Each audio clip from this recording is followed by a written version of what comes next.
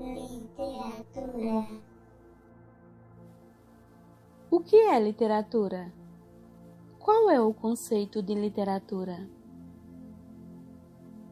Conceitos? Existem muitos. Vamos conhecer alguns?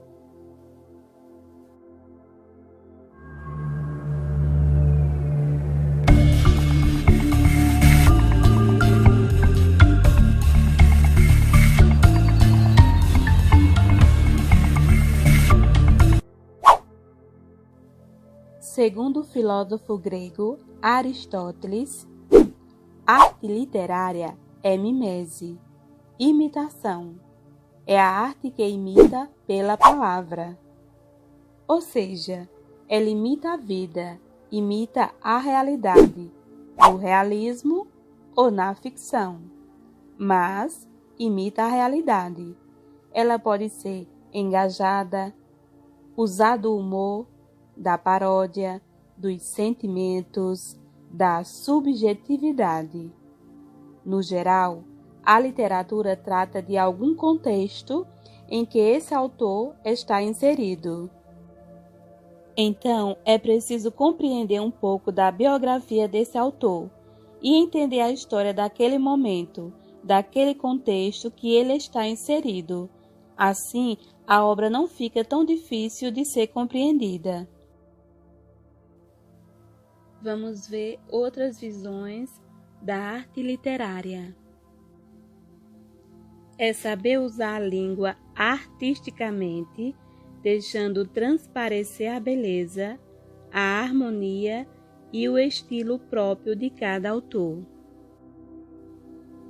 É escrever um texto em busca da beleza estética dentro de um contexto.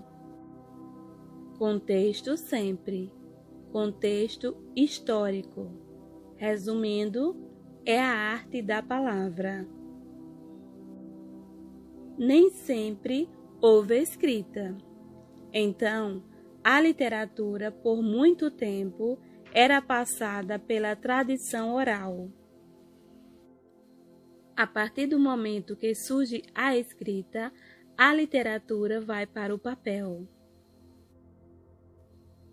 Lembre-se, a literatura, além de ser uma disciplina, ela é uma arte. Todo texto pode ser considerado um tipo de literatura, mas a literatura arte plástica, ela tem uma linguagem própria. É a linguagem conotativa e a linguagem denotativa. O que é linguagem conotativa? É aquela linguagem que tem múltiplas interpretações, ou seja, muitas interpretações.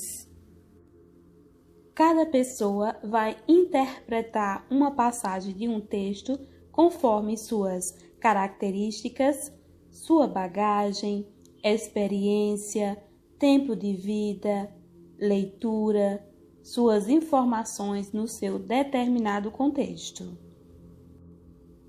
Qual é a diferença da linguagem conotativa para a linguagem denotativa? A linguagem denotativa são todos os demais textos informativos. Por exemplo, uma receita de bolo, uma bula de remédio, um manual de instrução. São textos que só têm uma interpretação. A linguagem conotativa é uma linguagem pessoal, que expressa sentimentos de quem está passando a mensagem. A linguagem denotativa é uma linguagem impessoal, direta, objetiva, não tem muitas interpretações, normalmente uma interpretação, e é uma linguagem informativa, apenas para passar informações para nós. Outro fator importante na literatura são os gêneros literários. São basicamente os tipos de literatura produzidos. Ou seja, os textos são diferentes. Sabemos que todos os textos não são iguais. Uma poesia é diferente de uma peça teatral. Uma peça teatral é diferente de um romance. Percebes? Aristóteles, aqui já citado, assim como dividiu as artes, ele também dividiu os gêneros literários em narrativo, lírico e dramático. Essa divisão facilita a compreensão e entendimento da literatura como um todo.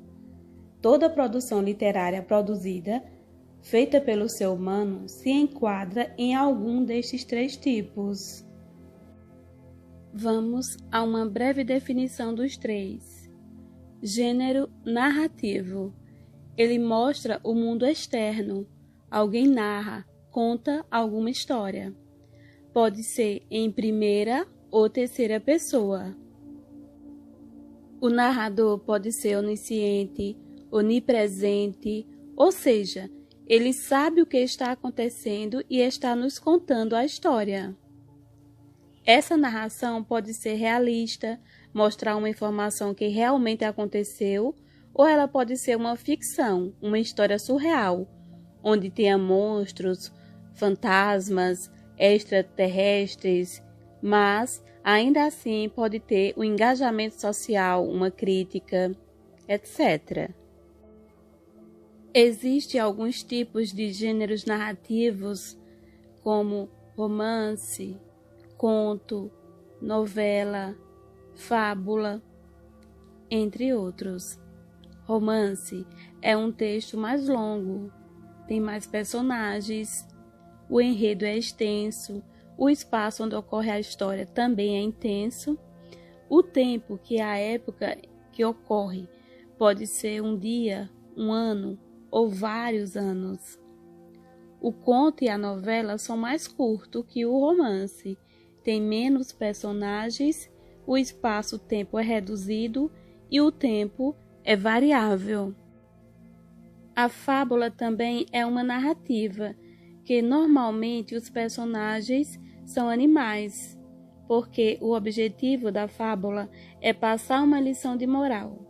Geralmente são direcionadas às crianças, uma história de niná que passa alguma informação. O gênero lírico está diretamente ligado à poesia. A poesia mexe com a subjetividade. O poeta tenta externar para nós algo que ele está sentindo, pensando naquele momento, naquele contexto que vive. E é aqui que entra a linguagem conotativa que falei há pouco. Quando lemos um poema, precisamos tentar aproximar-se daquele momento em que o poeta transpôs para o papel para compreender o sentido do poema. O fazer poético tem regras, rimas, estrofes, métrica, que são as bases para se fazer determinados poemas, como, por exemplo, o soneto. O soneto é composto por 2 quartetos, 2 tercetos, que corresponde a 14 versos. Tem rimas, normalmente rima AB, AB. Os versos são decassílabos, ou seja, tem que ter 10 sílabas poéticas. Então, na poesia, além do conteúdo, temos que nos preocupar com a forma, o que deixa a poesia um pouco mais difícil para algumas pessoas. O gênero lírico está diretamente ligado ao eu lírico, ou seja, o que eu sinto, o que eu penso, é o eu interior. Dentro da poesia existem ritmos, musicalidade. O poema não pode ser lido de qualquer forma. O poema tem que ser lido dentro de um determinado ritmo estabelecido pelo poeta e por essas regras. O gênero dramático vem de drama, ação. A principal produção do gênero dramático é o teatro. Teatro é encenação, atos, pessoas que encenam para nós as histórias. Temos alguns tipos de gêneros dramáticos: a comédia, que faz uso do humor, a tragédia, normalmente com um final surpreendente, trágico, chocante. Temos os autos. Autos são pequenos teatros religiosos que têm como cunho pedagógico, didático, conversão, catequese. Os jesuítas usavam os autos para se comunicar e catequizar os índios. A literatura tem uma linguagem própria, tem uma divisão, mas existem recursos da língua portuguesa que ajudam os escritores no seu fazer literário, na sua produção literária. Chamamos de figuras de linguagem. As figuras de linguagem dão um tom conotativo à literatura, permitindo criar interpretações pessoais. As figuras de linguagens, basicamente as mais conhecidas e utilizadas por escritores, são metáforas. Metáforas é um tipo de comparação, mas uma comparação que está subentendida, ou seja, ela não usa aquela partícula, como. Vejamos alguns exemplos para compreender melhor. A expressão tempo é dinheiro é uma metáfora. Se tivesse escrito tempo é como dinheiro com a partícula como, seria uma comparação. Como não tem a partícula como, é uma metáfora. No verso de Manuel Bandeira, meu verso é sangue, é outra metáfora. Se fosse uma comparação, em vez de metáfora, seria meu verso é como sangue. Quando não aparece a partícula como, vira uma metáfora. Pleonasmo é a redundância. Por exemplo, subir para cima, descer para baixo. A redundância é usada para enfatizar, realçar uma informação considerada importante pelo escritor. É rir meu riso e derramar meu pranto. Um exemplo de um trecho do poema de Vinícius de Moraes. Antítese está diretamente ligada a opostos, ideias opostas, informações opostas. Por exemplo, subir, descer, para cima, para baixo. Morreu, tu viverás nas estradas que abristes. Morrer, viver na mesma oração, na mesma frase. Ironia está diretamente ligada a uma informação que tu passas, mas que queres dizer o contrário. Por exemplo, a excelente Dona Inácia era mestra na arte de judiar de crianças. Hipérbole está diretamente ligado a exagero. Exemplo: rios te correrão dos olhos se chorares. Estou morrendo de fome. Eufemismo é uma informação dada de forma suave para aliviar. Por exemplo, era uma estrela divina que ao firmamento voou. A oração está a dizer que alguém morreu, mas falou de uma forma para abrandar a situação. Até aqui apresentei brevemente a parte técnica da literatura, para vocês relembrarem alguns aspectos. Agora veremos as escolas ou períodos literários. A literatura brasileira é dividida conforme sua época, seu contexto em escolas ou períodos literários. O que são isso? São movimentos literários que estão inseridos dentro de um determinado contexto histórico, ou seja, de uma época, um século de 10, 20, 50 anos, onde tem um número X de autores com suas produções literárias, e esses autores da mesma época, do mesmo contexto, têm afinidades, têm características em comuns, semelhantes. Embora cada autor tenha sua particularidade, suas características pessoais, mas, no contexto geral, apresentam informações semelhantes. Nossas aulas de literatura irão abordar essas escolas, períodos literários. Observe algumas dicas sobre cada escola que estudaremos. Era colonial. É a literatura de informação. O que é literatura de informação? São o século XVI, os anos de 1500, a época da chegada dos portugueses ao Brasil. Temos aqui a Carta de Pero Vaz de Caminha, o primeiro texto escrito nesta terra. Em seguida vem o Barroco, século XVII, vem um século depois. Temos aqui um período de conflitos, de choques, que é influenciado por choques religiosos. Gregório de Matos Guerra é um escritor importante deste período.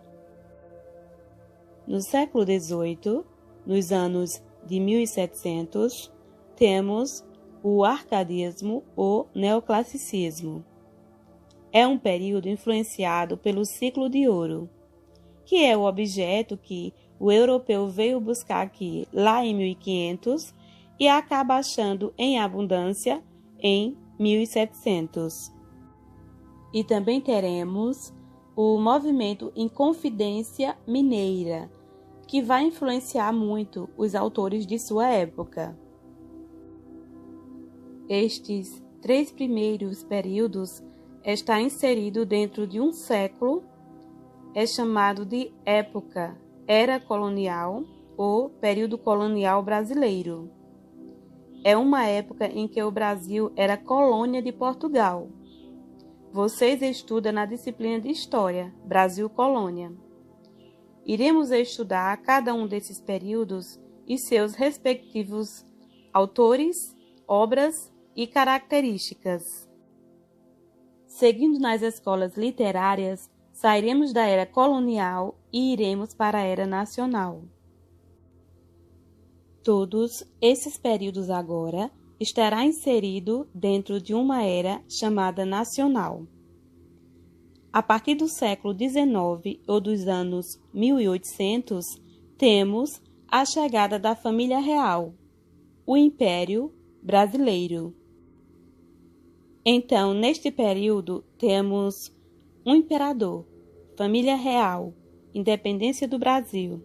Se cria uma ideia de nação, nacionalismo. A partir do romantismo, que é o primeiro período da primeira metade do século, período do romantismo, o romantismo está diretamente ligado a se apegar a esta terra e aos sentimentos. Aqui temos várias fases da poesia, o romance romântico, o teatro romântico. Logo depois, ainda no mesmo século, temos o realismo, naturalismo e o impressionismo. Esses 3 períodos de escolas literárias vão ocupar a segunda metade do século XIX e estão diretamente ligados a uma característica que é antirromantismo. Não serve mais as características do romantismo, mas, sim, mostrar a realidade como ela é. Aí vai aparecer um grande escritor do século XIX, Machado de Assis. Ainda no século XIX, mais para o final, vão aparecer 2 períodos literários na poesia, o parnasianismo e o simbolismo. 2 períodos literários que se confrontam. O parnasianismo, no Rio de Janeiro, tem como figura central Olavo Bilac. O simbolismo foge ao eixo central. Sai do Rio de Janeiro e vai mais para Santa Catarina, Rio Grande do Sul e interior de Minas Gerais. E temos como figura principal do simbolismo Cruz e Souza. Parnasianismo e simbolismo são 2 períodos literários poéticos. Para fecharmos, temos o pré-modernismo. Ele é o único que tem uma data específica. Por quê? O pré-modernismo é o único que não é uma escola literária, não é um movimento literário, e sim um momento histórico onde muitos autores diferentes, com características diferentes, e o que assemelha-se neles em cada produção é o regionalismo, por isso não é chamado escola literária. Nós chamamos de um contexto histórico. A partir de 1922 até os dias atuais, vai adentrar o modernismo. Tem quem chame de literatura contemporânea. O contexto do século XX é muito forte, impactante. Em 1922, ocorre a Semana de Arte Moderna em São Paulo, que é um momento importante para as artes brasileiras. Mas lembre-se que é no início deste século que temos 2 guerras mundiais, momento trágico da história. Temos a ditadura Vargas aqui no Brasil, logo após e mais para o final do século, a ditadura militar. Ou seja, momentos difíceis que vão influenciar a produção literária, e aqui vai aparecer a nata da literatura brasileira. O modernismo costuma ser visto em 3 fases. A primeira fase vai de 1922 a 1930, a segunda fase de 1930 a 1945 e a terceira fase de 1945 até os dias atuais. E autores estão inseridos em cada uma dessas fases com as suas respectivas características que são envolvidas em seu respectivo contexto histórico. Exemplos de autores desta época: Carlos Drummond de Andrade, Cecília Meirelles, Guimarães Rosa, Graciliano Ramos, Érico Veríssimo, Jorge Amado, Nelson Rodrigues.